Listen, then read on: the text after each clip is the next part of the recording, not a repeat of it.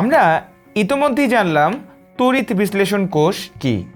তড়িৎ বিশ্লেষণ কোষ হচ্ছে ওই ধরনের কোষ, তড়িৎ বিশ্লেষণ কোষ হচ্ছে সেই কোষ যেই কোষে তড়িৎ শক্তিকে ব্যবহার করে কোনো যৌগকে বিশ্লেষণ করা হয়েছে, অর্থাৎ তড়িৎ শক্তিকে রাসায়নিক শক্তিতে রূপান্তরিত করা হয়েছে। তড়িৎ শক্তিকে রাসায়নিক শক্তিতে রূপান্তরিত করা হয়েছে। আমরা ইতিমধ্যেই সবাই জানি যে শক্তিকে এক রূপ থেকে অন্য রূপে রূপান্তরিত করা যায়। তড়িৎ বিশ্লেষণ কোষে যদি তড়িৎ শক্তিকে রাসায়নিক শক্তিতে রূপান্তরিত করা যায় তাহলে অবশ্যই বিপরীত কাজটিও সম্ভব, অর্থাৎ রাসায়নিক শক্তিকে তড়িৎ শক্তিতে রূপান্তর করা সম্ভব।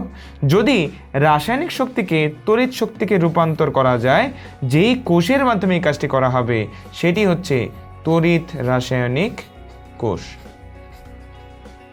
অর্থাৎ যেই কোষে রাসায়নিক শক্তিকে ব্যবহার করে তড়িৎ শক্তি উৎপন্ন করা হয় তাকেই বলা হয় তড়িৎ রাসায়নিক কোষ। আমরা নিশ্চয়ই ধাতুর সক্রিয়তার সিরিজের কথা শুনেছি, অর্থাৎ আমরা জানি ধাতুসমূহ সক্রিয়, বেশ কিছু সক্রিয় ধাতু রয়েছে।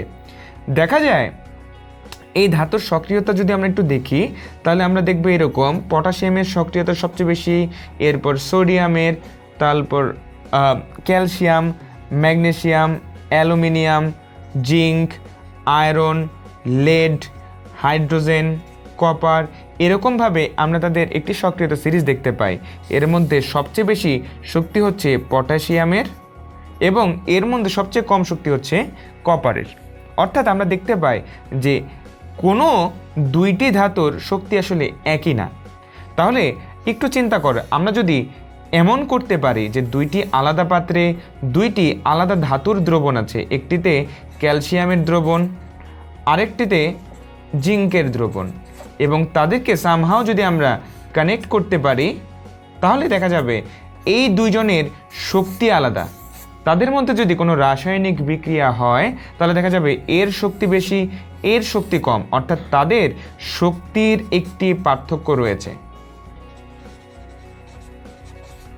অর্থাৎ তাদের মধ্যে যদি কোনোভাবে, যেহেতু তাদের রাসায়নিক শক্তির পার্থক্য রয়েছে, তাদের মধ্যকার রাসায়নিক শক্তির পার্থক্য রয়েছে, কোনোভাবে যদি তাদের মধ্যে বিক্রিয়া ঘটানো যায়, অর্থাৎ কোনো রাসায়নিক বিক্রিয়া যদি এখানে ঘটানো যায় তাহলে অবশ্যই এমন হতে পারে যে এই রাসায়নিক শক্তি তড়িৎ শক্তিতে রূপান্তরিত হয়েছে এবং যার মাধ্যমে আমরা বিভিন্ন বৈদ্যুতিক বাল্ব ইত্যাদি জ্বালাতে পারি।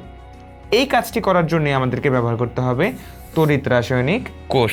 অর্থাৎ আমরা ভিন্ন শক্তির দুইটি ধাতুর লবণ আমরা যুক্ত করব, অর্থাৎ তড়িৎ ইলেকট্রনীয়ভাবে আমরা দুইটি আলাদা ধাতুর দ্রবণকে যুক্ত করব। যদি সেখানে রাসায়নিক বিক্রিয়া সংঘটিত হয় তাহলে দেখা যাবে রাসায়নিক বিক্রিয়ার ফলে আমরা তড়িৎ শক্তি পাচ্ছি, অর্থাৎ রাসায়নিক শক্তি থেকে আমরা তড়িৎ শক্তি পাচ্ছি। যেই কোষে এই কাজটি করা যাবে সেটি হচ্ছে তড়িৎ রাসায়নিক কোষ। এবং এরকম একটি উৎকৃষ্ট তড়িৎ রাসায়নিক কোষের উদাহরণ হচ্ছে গ্যালভানিক কোষ।